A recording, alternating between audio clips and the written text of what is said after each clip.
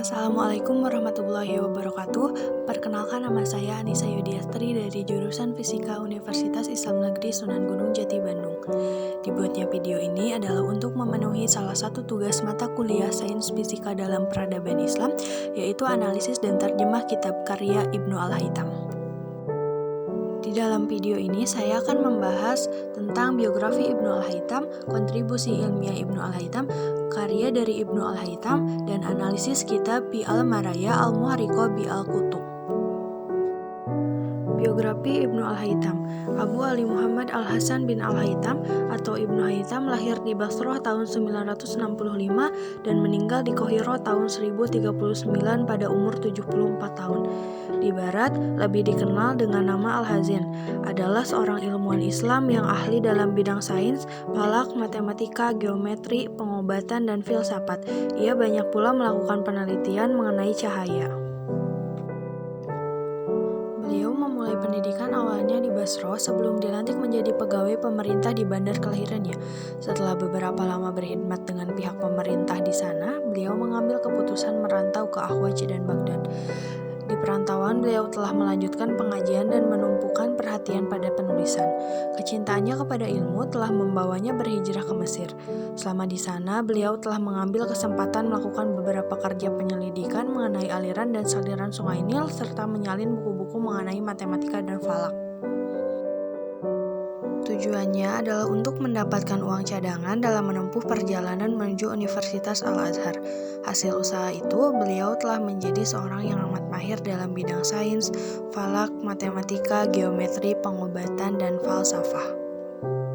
Ibnu Al-Haytham sosok yang dikenal sebagai fisikawan karena penemuannya banyak yang mendukung ilmu fisika, seperti teori hukum pembiasan, teori penglihatan, cermin cekung, dan kanta cembung, serta teori biasan cahaya yang telah ditemukannya. Ibnu Al-Haytham disebut sebagai bapak optik modern karena jasanya dalam bidang optik. Ia juga memberikan ilham kepada ahli sains barat seperti dalam menciptakan mikroskop serta teleskop. Kontribusi ilmiah Ibnu Al-Haytham. Ibnu Al-Haytham banyak berkontribusi dalam perkembangan ilmu pengetahuan, diantaranya bidang sains, falak, matematik, geometri, pengobatan, falsafah, dan optik. Kontribusi Ibnu Al-Haytham yang akan dibahas di sini adalah dalam bidang optik, kamera, dan matematika. Kontribusi di bidang optik. Al-Haytham menunjukkan adanya perbedaan ketebalan cahaya pada berbagai macam media seperti kaca, air, udara, dan benda lainnya. Dia menjelaskan bahwa tingkat pembiasan cahaya berbeda-beda antara satu media dengan lainnya. Hasil penelitian Al-Haytham pada lensa dan potensi pembesarannya telah membuka jalan bagi penggunaan lensa untuk memperbaiki cacat penglihatan atau bagi ditemukannya kacamata. Penemuan ini telah memberi inspirasi yang besar bagi para ilmuwan, budayawan, sastrawan, dan pelaku industri. Selanjutnya, Ibnu Al-Haytham punya kontribusi dalam menjelaskan soal cahaya dan penglihatan. Ia juga peletak dasar sebuah metode kamar gelap atau Al-Bait Al-Muslim yang lebih dikenal dengan kamera obscura sebagai dasar dari fotografi modern saat ini. Untuk di bidang matematika, Ibnu Al-Haytham menguasai ilmu matematika dan ia menerapkan ilmu ini pada ilmu fisika dan astronomi. Ketika studi dua ilmu ini memiliki korelasi yang kuat dengan matematika dan dijadikan sandaran dalam penelitian keduanya, maka ini menjadi bukti yang kuat bahwa Al-Haytham termasuk pelopor ilmu dan berada di barisan terdepan. Karya Ibnu Al-Haytham. Dalam bidang ilmu optik, Al-Haytham membuat karya yang sangat penting yaitu kitab Al-Manazir.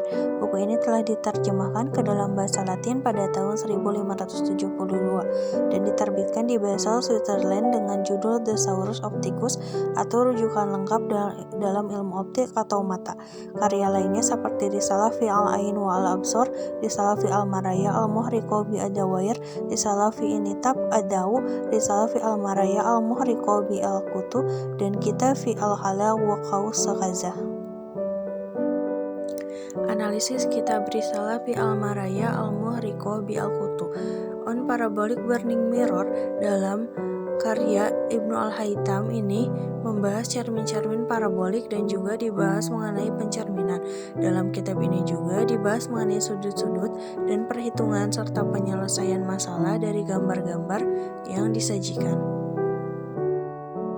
Ahli geometri telah lama memperdebatkan dan sebagai akibatnya, berbagai ilustrasi geometris telah diperkenalkan dan melibatkan beberapa prinsip ilmu fisika, seperti dalam cermin yang terbakar dengan memantulkan sinar matahari. Mereka telah menangani masalah ini secara berbeda.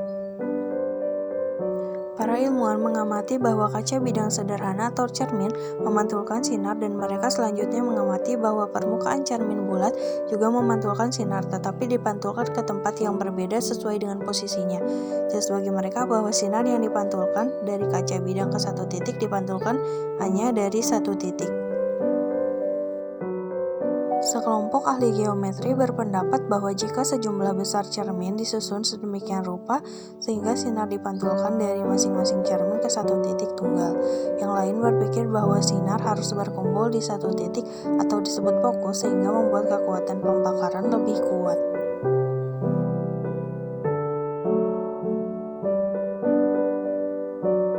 Sinar matahari yang jatuh di permukaan berbagai jenis kaca dipantulkan darinya ke semua objek lain dan bergerak dalam garis lurus. Sudut yang dibentuk oleh sinar yang jatuh pada permukaan kaca sama dengan sudut refleksi. Dikatakan bahwa sinar pantulan yang melingkupi garis lurus yang sama membagi dua garis lurus yang aslinya.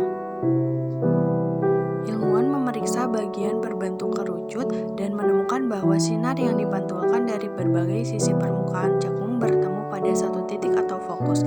Diketahui oleh mereka bahwa kapasitas untuk pembakaran cermin jenis ini lebih besar dibandingkan dengan jenis cermin lainnya. Tetapi sayangnya mereka tidak dapat membuktikannya secara matematis. Mereka juga tidak dapat menjelaskan metode penemuan mereka. Dalam karya ini dihitung berbagai sudut-sudut dalam gambar percobaan dan dibuktikan pada setiap titiknya sehingga menghasilkan keterkaitan. Kita telah melihat bahwa sinar yang keluar dari benda angkasa yang disebut matahari jatuh ke permukaan berbagai jenis cermin cakung sejajar dan mereka bertemu di satu titik. Di dalam karya ini juga dijelaskan bagaimana cermin atau pemfokusan disiapkan. Titik fokus yang dibahas di karya ini adalah bagaimana sinar memantul dari semua sisi ke satu sisi tunggal.